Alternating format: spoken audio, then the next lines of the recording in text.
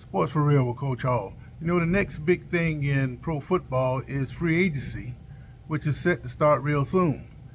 How teams handle the free agency cycle determines pretty much their line of thinking on what they're going to do in the draft. A lot of talk now is on what would the Bears do with the number one pick.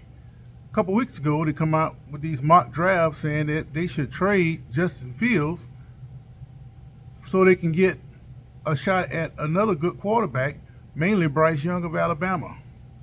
I don't think that makes a whole lot of sense.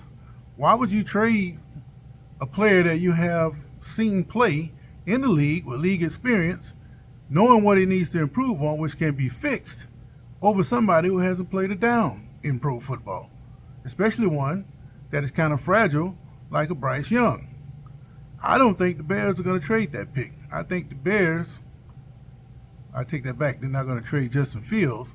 But what they will do is trade that number one pick to move down in the draft to get some help for Justin Fields.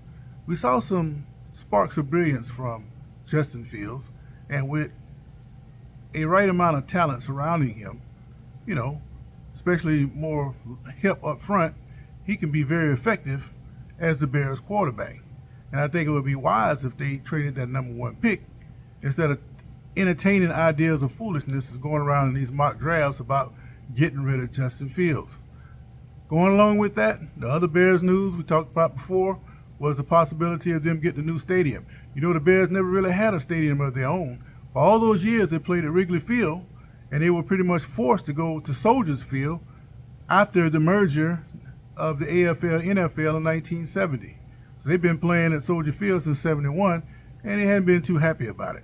It's a good, convenient location for the people of Chicago, being that it's in town, but it's still logistically a nightmare for a lot of the fans. So moving out to a place like Arlington Heights would make solid sense. The city of Chicago won't like it very much because it will lose a lot of control, it will lose a lot of tax money.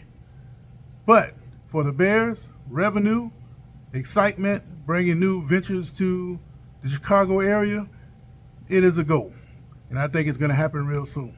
So, as far as the draft goes, expect the Bears to hold on to Justin Fields, trade that number one pick, get him some help, and expect the Bears to improve almost overnight. Sports for Real.